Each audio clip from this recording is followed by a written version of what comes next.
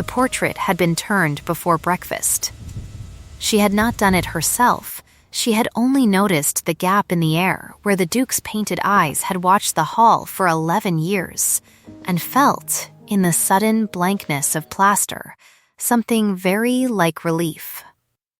Her name was Marian Voss, and she was the house steward of Ashenmary, which was a title invented for her when old Lord Crail had decided that a woman who could hold 6 account books in her head simultaneously, negotiate fuel contracts in 3 counties, and speak to tradesmen in a register they respected without condescension, ought to have a name for what she did.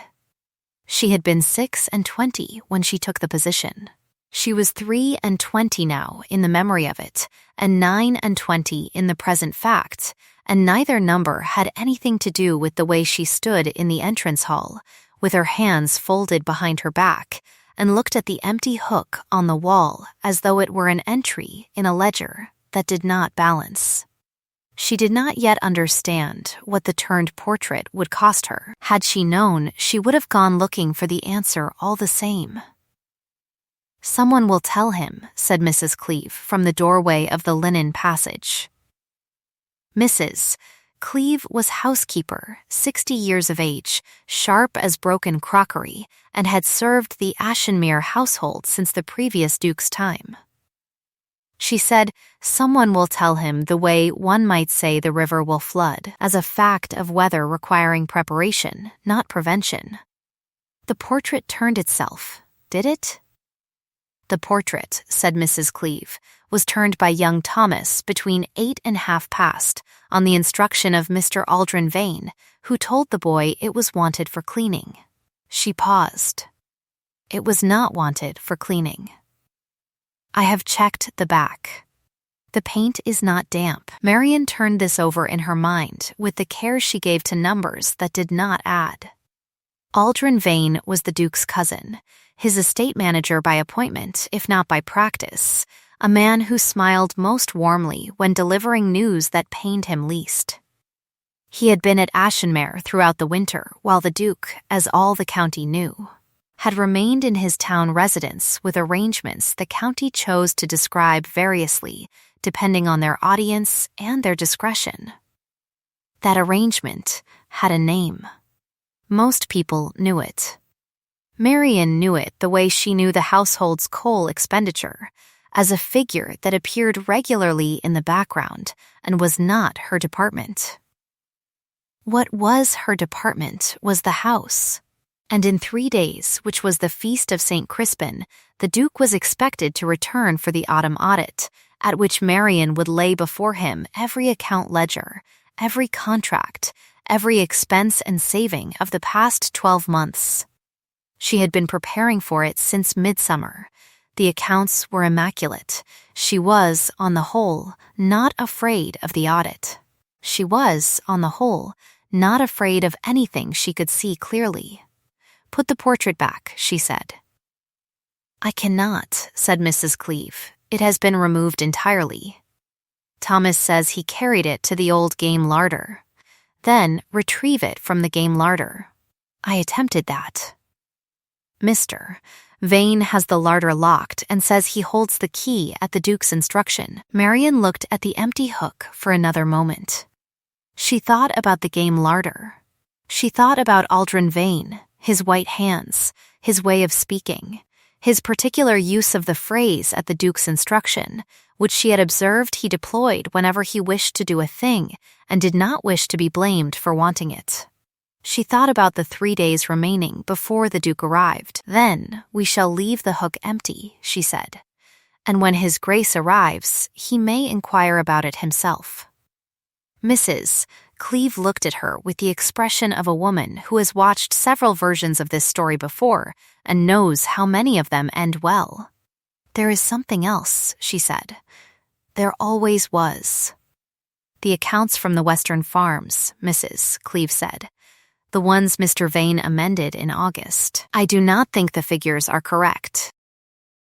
Marian had thought the same thing since September and had been waiting for something she could prove, rather than something she could merely feel. Numbers had a texture to her, not visible, but something finer than visible, a resistance under the fingertip like grain in wood. And the Western farm accounts had felt wrong since the day Vane had handed them to her with his warmest smile and told her she need not trouble herself. He had taken care of the revision himself. "Which figures?" she said. "All of them," said Mrs. Cleeve, starting with the hay. Marian said nothing for a moment. Then she said, "I will need the original receipts, from before August." "I thought you might," said Mrs. Cleeve, and produced from her apron pocket a small folded packet that rustled like old paper and smelled of the dry goods cupboard where, evidently, it had been kept. Marian took it without expression and tucked it into her own apron with equal care. The two women looked at each other in the manner of people who have understood each other for 6 years and do not require further words. 3 days, Marian said.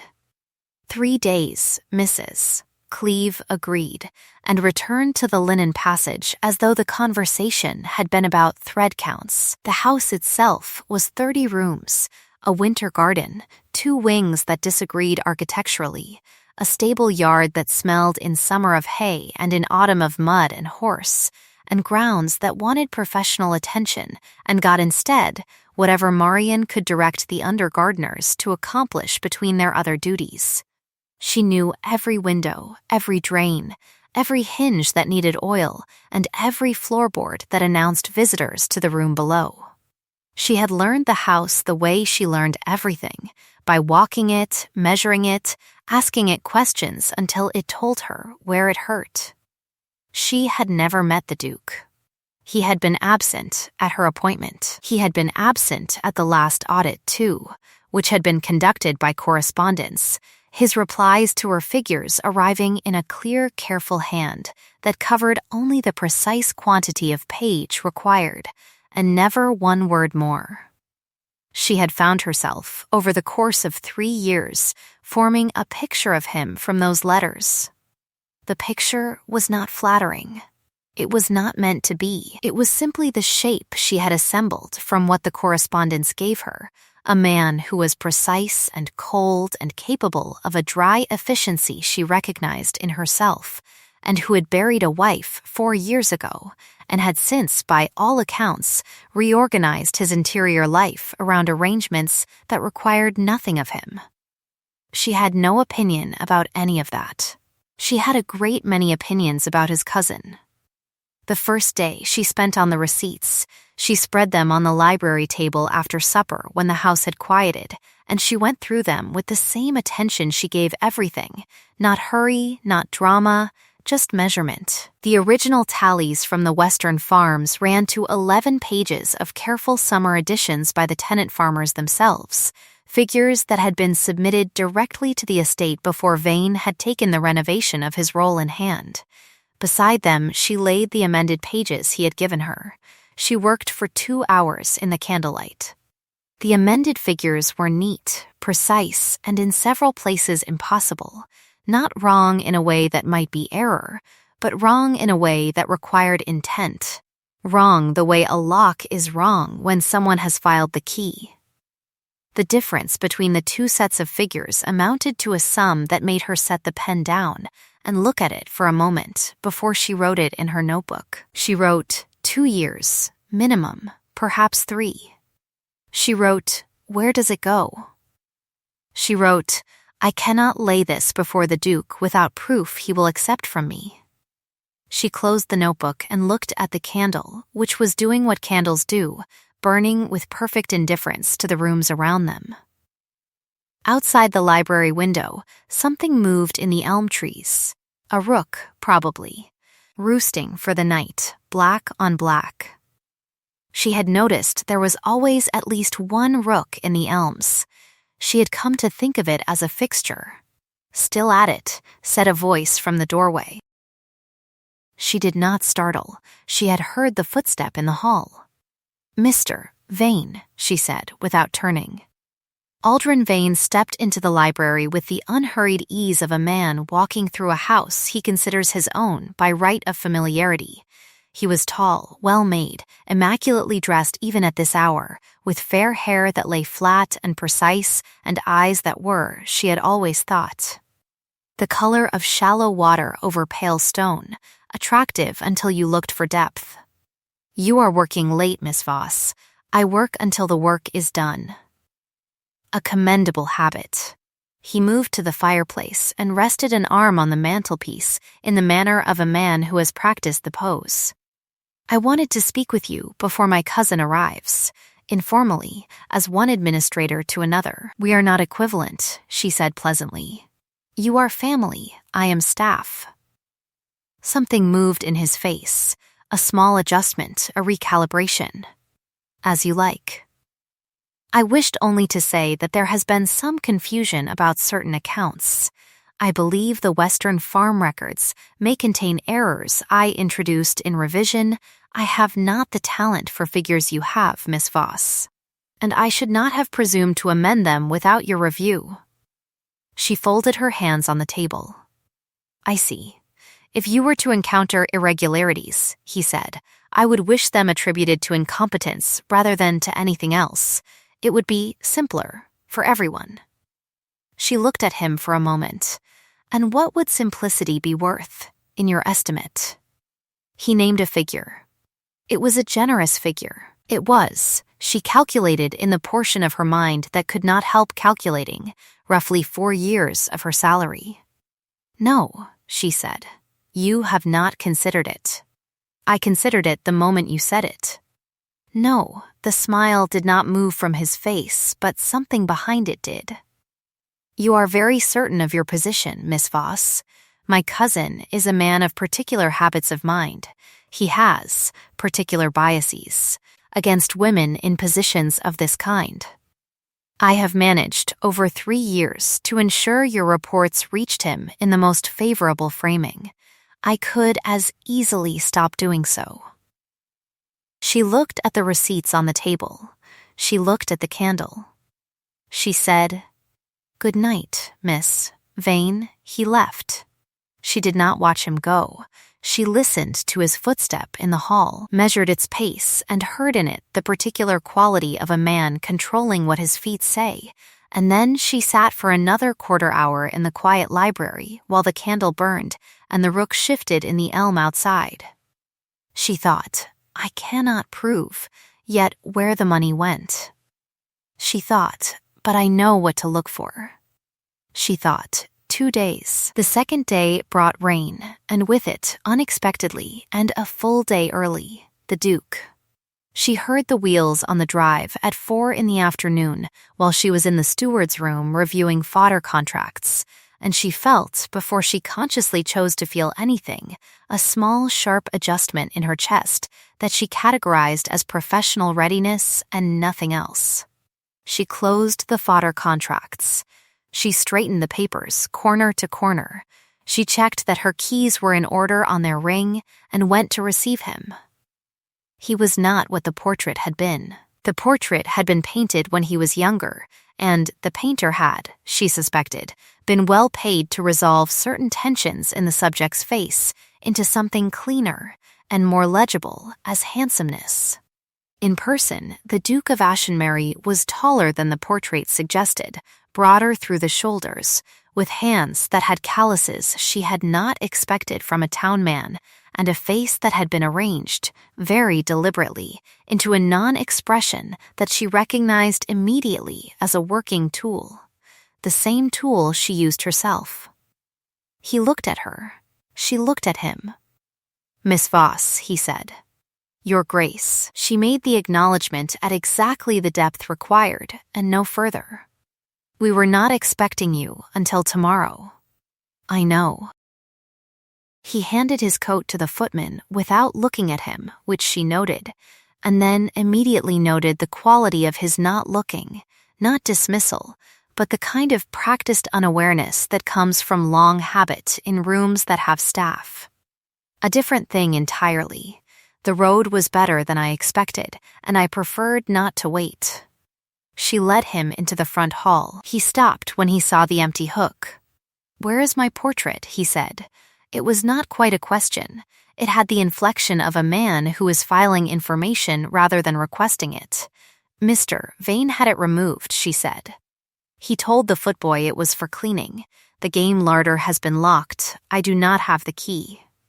He turned to look at her with an attention that was suddenly of a different order, not the administrative attention he had given the room. This was something more specific.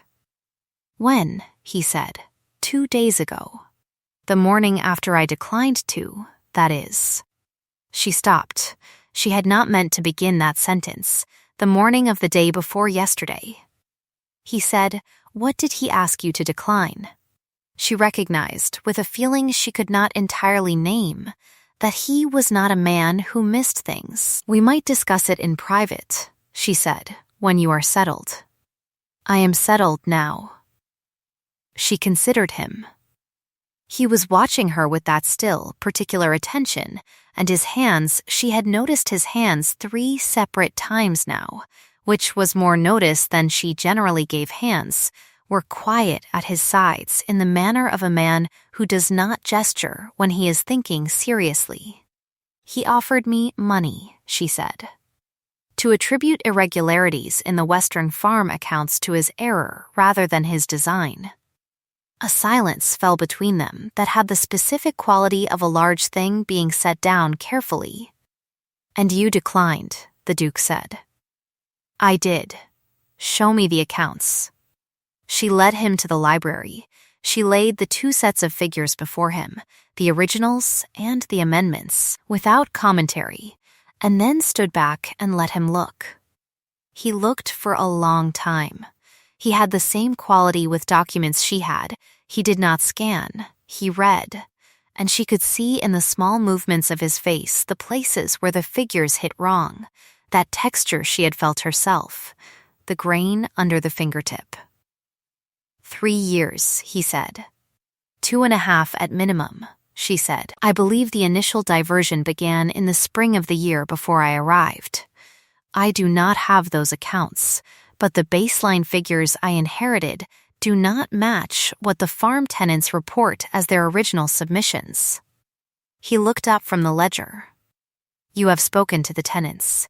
I have corresponded with them."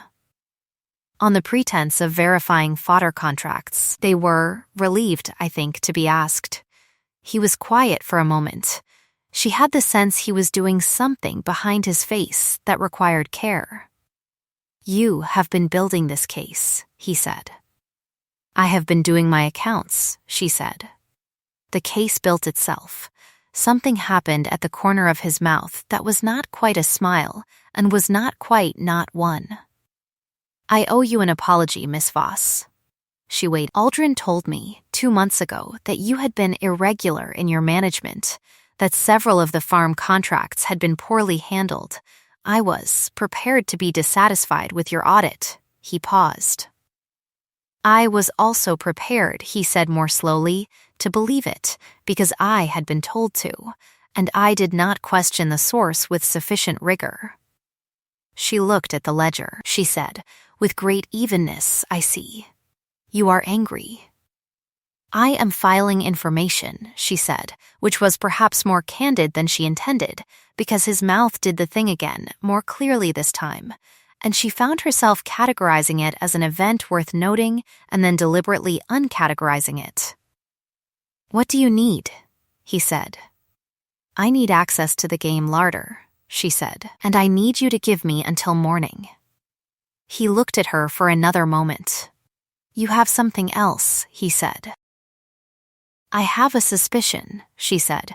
"I would prefer proof before I lay it before you.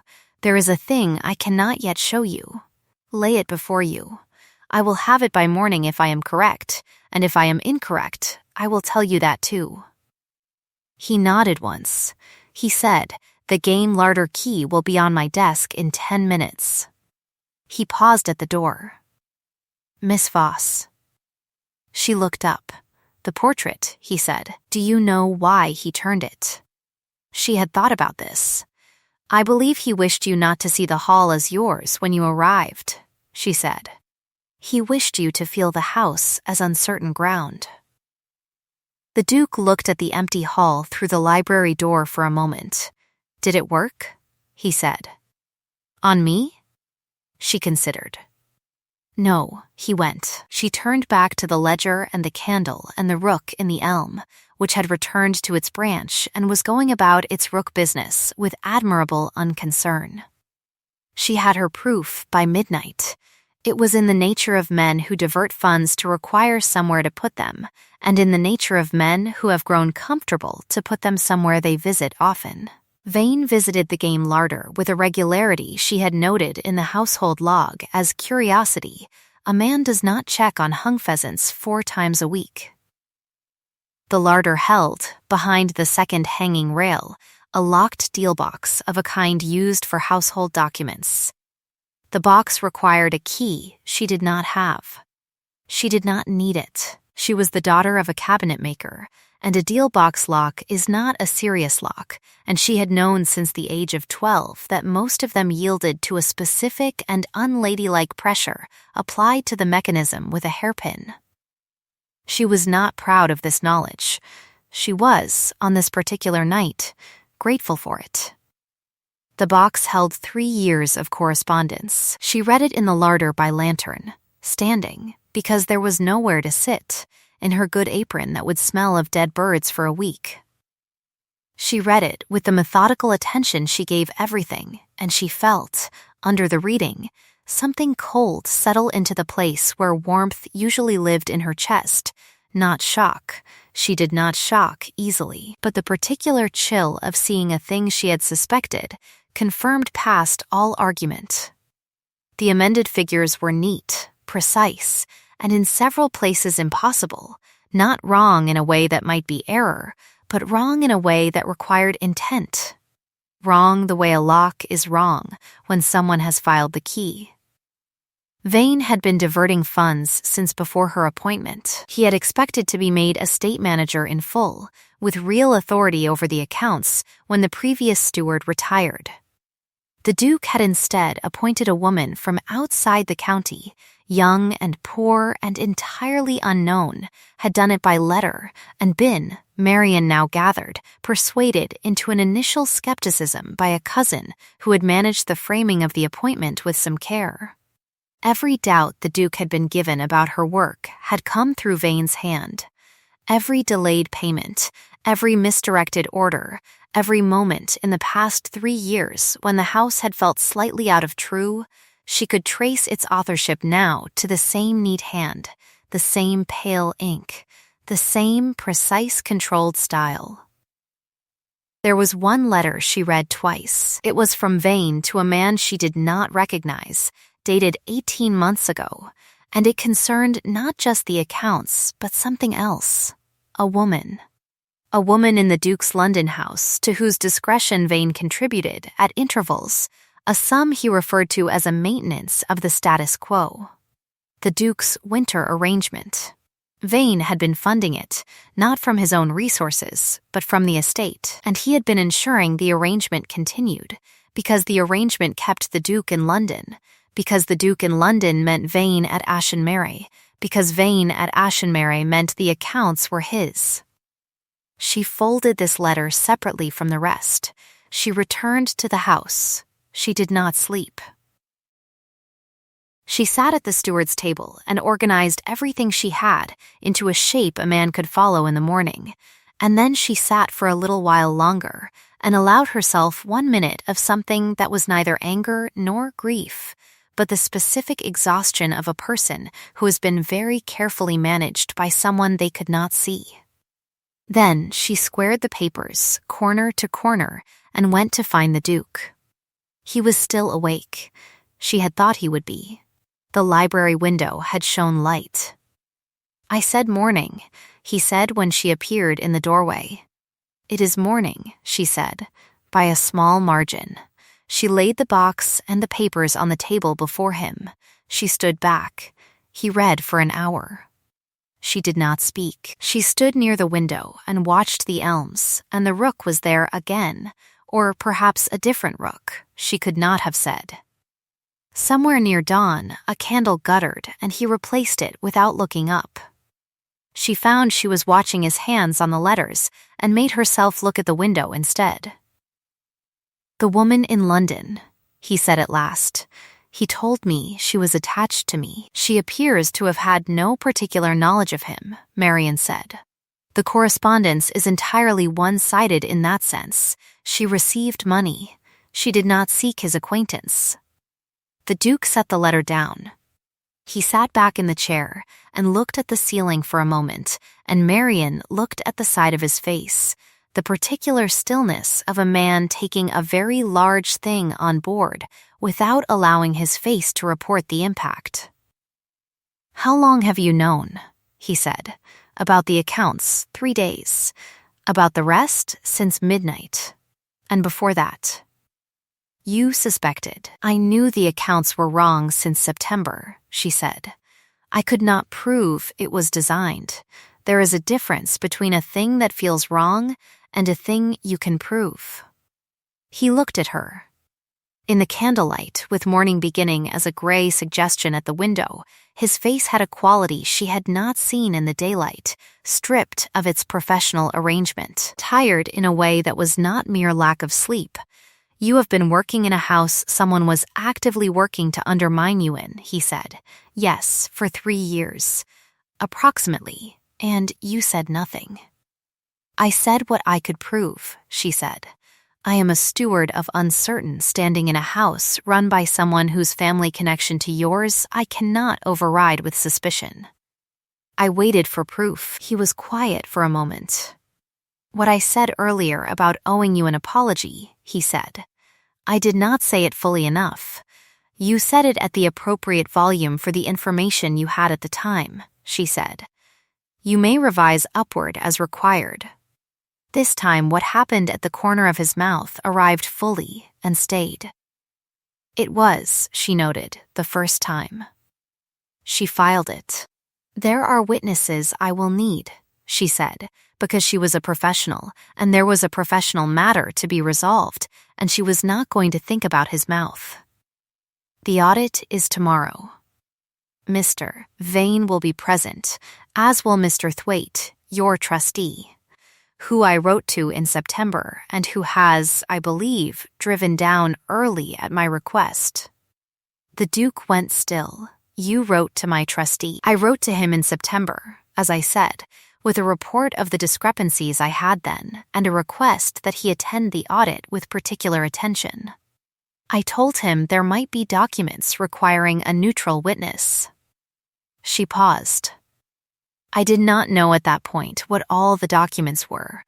I knew I would need someone who could not be dismissed as staff." He looked at her for a long moment. "You were running a parallel inquiry." "I was doing my accounts," she said again, "with some ancillary correspondence." He said, almost to himself, "I have been very badly managed." He did not mean it the way it sounded. She understood what he meant. The rook called once outside, a flat, declarative sound, and the gray at the window deepened toward actual light. "Yes," she said, with as much gentleness as she had available. "But not by me." Mr. Thwaite arrived at 9:30, which was exactly when she had calculated he would arrive, because she had written to him with the name of a particular inn 12 miles north, and he was, like her, a person who arrived when they said they would.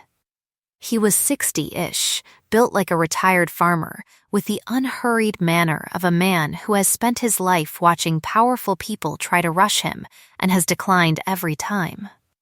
He shook Marian's hand as though shaking the hand of a solicitor, which she appreciated. Aldrin Vane came to the audit room at 10, which was the appointed hour, dressed with his usual precision and wearing, she thought, his warmth as carefully as he wore his coat, as something assembled each morning for external purposes. He stopped when he saw Thwaite. The stop was brief and perfectly managed. A person who was not watching for it would not have caught it. Marian was watching for it. "A full gathering," Vane said pleasantly. He looked at the Duke. He looked at Marian. He did not look at the deal box on the table, which was either discipline or a mistake, and she thought it was discipline. Because Vane was not a man who made small mistakes. He made one large one, which was common to a certain kind of meticulous person. He had trusted that the lock on the box was sufficient, because he was a man who believed that problems, once contained, stayed contained. She had known problems her whole life. They did not stay contained. They looked for weak points. "Shall we begin?" the Duke said. They began with the accounts she had prepared, which were clean and well organized, and which she walked through without drama, establishing the baseline of the past year's proper management with the patience of a person who knows that a foundation must be solid before you build the rest. Vane sat with a composed face and asked two careful questions, both of which she answered with reference to specific page numbers, and she watched him understand, in the process, that she had prepared this with a precision that would not give way to a careless challenge. Then she laid the original farm receipts beside the amended figures. "These," she said, "are the original submissions from the Western farm tenants, covering the past 3 years. These are the figures as they appear in the estate accounts. As revised by Mr. Vane, the difference between them, tallied by year, is as follows." She read the figures aloud. She read them clearly and at a pace a man writing could keep. Thwaite wrote. The Duke was still. Vane's hands, she noticed, had gone very quiet on the table. "There are errors in those original receipts," Vane said. "The tenants are not, Mr. Thwaite," Marian said. "I wrote to the 6 Western farm tenants in September. I have their replies." She produced them. She handed them to Thwaite. "Each confirms the figures in the originals as their own. 3 of them note specifically that they were told by Mr. Vane the submissions had been revised at the estate's request." "Silence," Vane said. "Miss Voss has had a considerable time to manufacture. The letters are dated September," Thwaite said, not looking up. "They are postmarked." Another silence. Vane shifted in his chair with the controlled care of a man who is recalculating. "I would like to ask one question of Mr. Sykes," Marian said. Everyone looked at her. She had not mentioned Sykes before this moment. Vane's hands moved, a single small adjustment, and she registered it.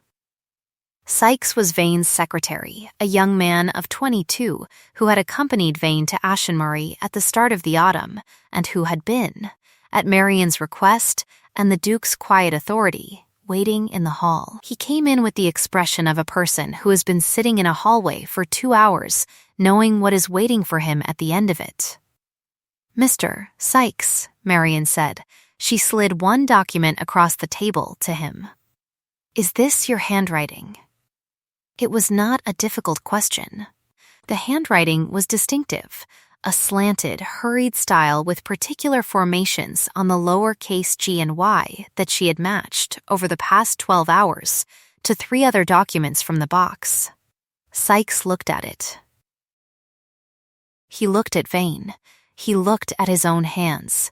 He was 22 years old, and he was, she thought, genuinely afraid, and she felt the familiar compound feeling that was pity and precision at the same time, because she needed him to speak, and she could not want it gently. "Is this your handwriting?" she said again. "Yes," Sykes said. "And this document is," she said, "in your own characterization." He looked at Vane. His jaw worked. "Instructions," he said. For the quarterly, he stopped. He looked at his own hands again. "He told me it was authorized," he said, very quietly. "By the estate." "By you, sir." He looked at the Duke. I believed him. The room had the specific quality of air after a large sound, a struck bell, a door blown by wind. Still resonating, but no longer moving. Marian picked up the letter she had folded separately. She said, "I have one further document." She looked at the Duke, who gave a small nod. She placed it on the table and read it aloud. She read it in full, and she read it without emphasis, because it did not require any. When she finished, the room was quiet in a different way than before. Vane said nothing. He had, she thought, the face of a man who is looking at something he built and watching it be taken apart piece by piece, and she had prepared herself to feel satisfaction and found instead something that was not satisfaction at all, something flatter, sadder, the weight of 3 years of invisible labor at which this man had worked in careful parallel to her own. And the waste of it, the specific sadness of watching something that might have been competence devoted entirely to diminishment. The Duke said, "Aldrin." Vane looked at him. It was the first time, Marian thought, she had seen him not know where to put his face. "You will resign the estate management," the Duke said, in writing, today, as voluntary retirement. Thwaite will witness it. You will return to your own property, and you will not correspond with anyone on this estate, its tenants, or its affairs. You will receive your regular allowance. I will not reduce it. A pause. I understand that you expected more from this family than you received. I understand that you feel it as an injury. I am sorry for it. Vane's face moved. It was a small movement, not in the eyes but around them, a compression of something that had been held still for perhaps years, and Marian looked away because it was the kind of thing that was not meant to be witnessed. "Sykes," the Duke said, without a change in tone. "You will be paid 3 months' wages and given a letter of good character from this household. The letter will say nothing that is not true. You were deceived." Sykes said, "Thank you," in a voice that was barely voice. Then it was quiet again, and the autumn light moved on the floor of the audit room in the way light does when clouds travel, and the world continues its business regardless. The Duke asked Marian to stay when the others had gone.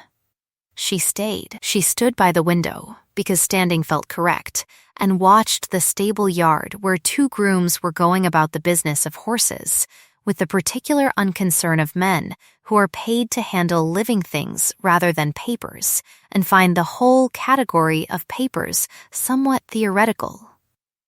"Mrs. Cleeve," the Duke said. He was looking at the empty table. She knew. She knew something was wrong. She kept the original receipts. For how long? She told me she had been keeping them since the first autumn. Marian looked at him. She was waiting, I think, for someone who would use them. He was quiet. He had a way of being quiet that she had observed throughout the day, not absence, but a particular quality of attention turned inward, the processing made visible in the stillness of his hands. "She waited 6 years, he said. She is a patient woman. She is a loyal woman, he said, which is not the same thing, and is rather more rare." He looked at Marian. "As are you." She looked at the window. "I am a thorough woman," she said. "It resembles loyalty sometimes. Miss Voss." He moved to stand beside her at the window, which was close, though not improperly close, and she was aware of him in the specific way she had been carefully not being aware of him since the previous night, the way you are aware of something that generates heat in a cold room. "I have a thing I want to say to you, and I want to say it clearly so there is no question of what it means." She waited. "The material situation of this estate is settled," he said. "The accounts are yours. The management is yours. There is nothing in what I am about to say that is payment for anything you have done, because what you have done requires no payment. It was what you were appointed to do, and you did it with a thoroughness I doubt I deserved." He paused. "I say that first because I want you to hear what comes after it as a separate thing, with no accounts between us. The rook called once from the elms," she said, "and what comes after it? I should like," he said, "to know you, to talk to you. 2. I am aware this is not well expressed. Something she recognized as unaccustomed happened to his voice. I have been exchanging letters with you for 3 years. The letters have been the most honest communication I have had with any person in a great many years, and I had not understood until this week that I had been, the entire time, looking forward to them. He stopped. He started again. I am saying this very badly. You are saying it plainly, she said. I find I prefer plain. He looked at her. Something in his face had given way, the professional arrangement she recognized as kin to her own, and what was underneath it was not what she would have predicted from the letters or the portrait or the county's composite description of him, not coldness, not grief, not the settled damage of a man who has organized himself around loss, but simply a person looking at another person and being, very carefully, honest about it. She said, I have been looking forward to them too. A silence. Not uncomfortable. Then perhaps, he said, we might begin there. Perhaps we might, she said. Outside, the rook settled its wings with the quiet authority of a creature that has made its arrangements and considers the matter closed. The autumn light moved on the stable yard. A groom laughed at something the other groom had said. Somewhere in the house, a door opened, and the smell of something warm from the kitchen carried down the passage, and Mrs. Cleve could be heard in the hall being tart with someone who had left a window open. The weeks that followed were not easy and were not uneasy. They were, instead, the specific texture of 2 careful people in the same house, conducting their business with great attention to what the business actually was, and slightly less success at ignoring everything it was becoming. He read the fodder contracts with her in November, not because he needed to, but because he said he liked to understand where the numbers came from, and she showed him the methodology, the way you show a person something that took years to learn when you discover they are genuinely interested, which is to say slowly and with more care than she had planned to give it. He told her in December about his wife. He told her matter-of-factly in the kitchen garden in the frost, while she was checking the kitchen accounts against the preserved goods inventory, which was a thing she did each winter, and which he had begun accompanying her on without formal announcement.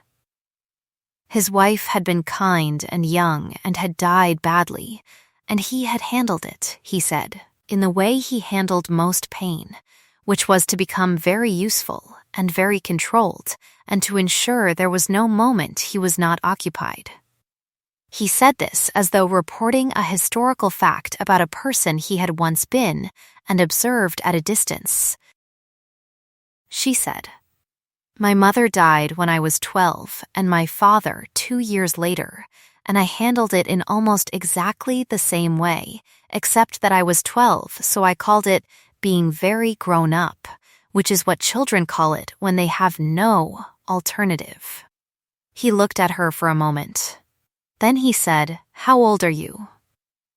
9 and 20, she said. He said, I am 4 and 30, as though this were material to a calculation he was making.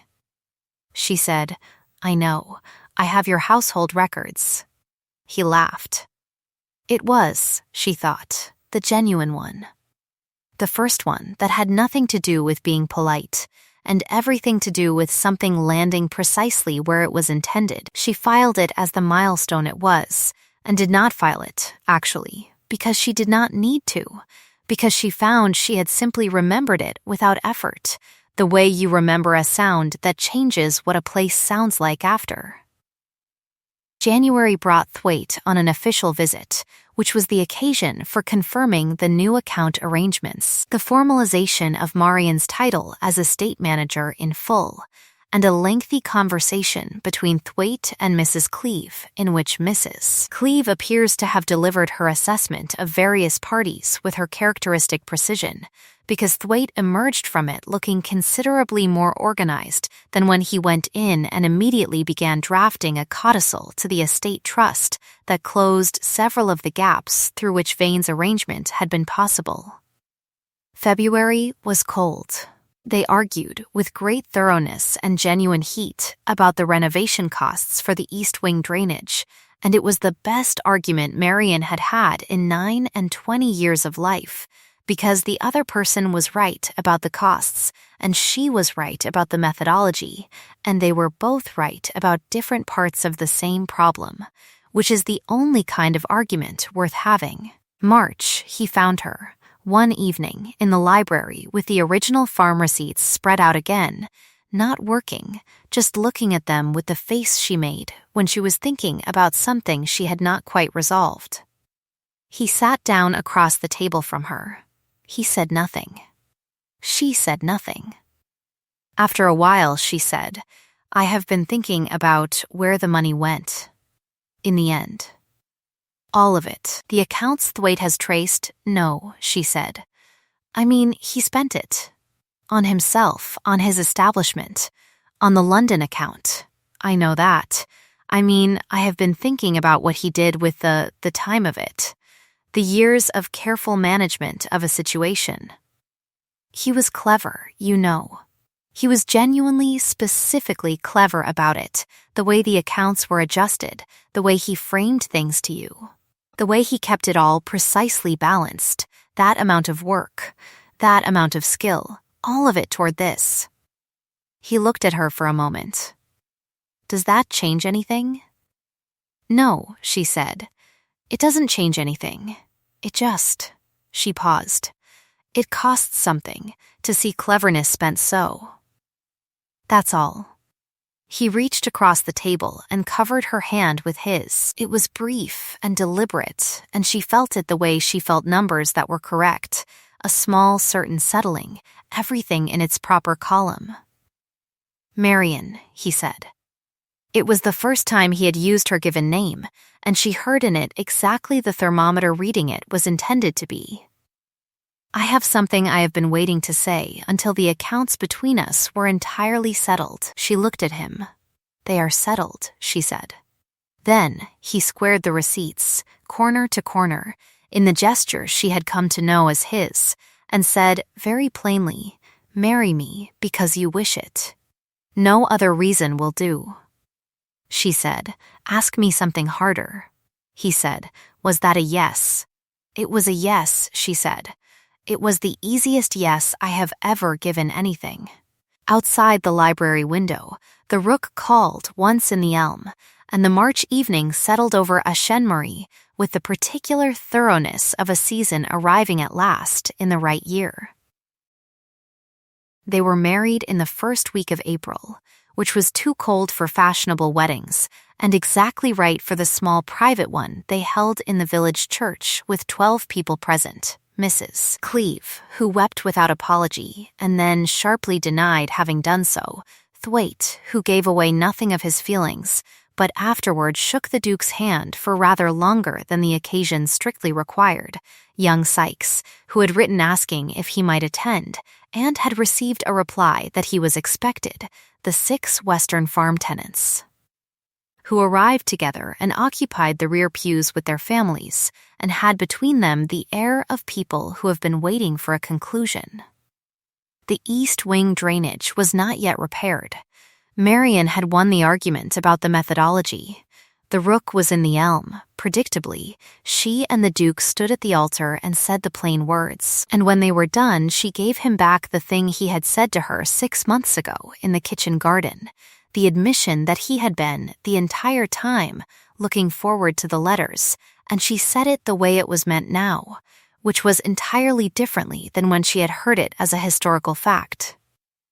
Aldrin Vane settled at his own property and was, by report, not happy, but not unoccupied. His cleverness, turned to legitimate management of his own affairs, proved sufficient. He did not correspond with the estate. The arrangement he had maintained in London was concluded, with a payment from the estate that Marian specified to the penny as his last account with Ashenmere, and the woman in question was, she heard, relieved to be unencumbered and established shortly thereafter in a situation of her own making. Thwaite closed the gap in the trust with the codicil and reported that it would not be possible to do that particular thing again. Mrs. Cleeve was appointed to a role that formalized what she had already been, which was keeper of the household's institutional memory and the closest thing Ashenmere had to a conscience. She did not weep at the appointment. She said it was about time and was sharp with the under-housemaid for the next hour, which was how one knew she was moved. Young Sykes found a position in Thwaite's own office, where his particular quality of following instructions with precision was applied to instructions that merited it, and he proved, over the course of several years, to be a person of genuine substance.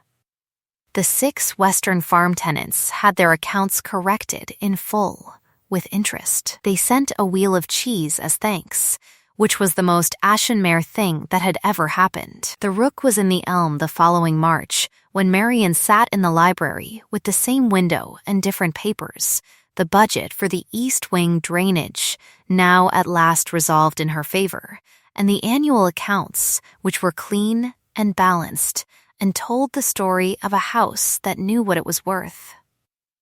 The fire was on.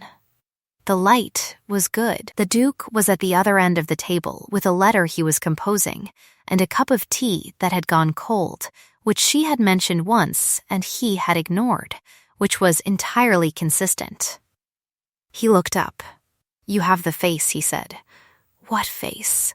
"The one that means the accounts are right and you are happy about it in a manner you will not call happiness." She looked at the accounts. She looked at him. Outside, the rook shifted in the elm with its familiar flat declarative call, the sound she had first heard on the night she had decided she could prove what she suspected, the sound that had been threaded through every consequential thing since. "They balance," she said. He set down his letter. He said, across the table, in the quiet of a house that was entirely itself again, "Then, so do we. If this story settled something in your chest, the long-kept truth finally named, the overlooked person proven where it mattered most, then you already know the kind of fire this channel keeps. There is always a chair here and another story on the hearth, a bargain struck between the wrong people, a locked box that holds the proof, a grave and careful man who has never let himself be found by the right woman until now. Sit with us. This is the kind of company that stays. I would love to know, what was the moment you knew, in this story, where the truth had been all along? Was it the receipts, the portrait, or the letter from the game larder? Leave it below. I read everything. If you would like to stay by this fire for the ones still to come, the subscribe is just there, and it keeps a place for you. Sleep warm, and be faithful to the ones whose work you have been reading all this time without knowing it.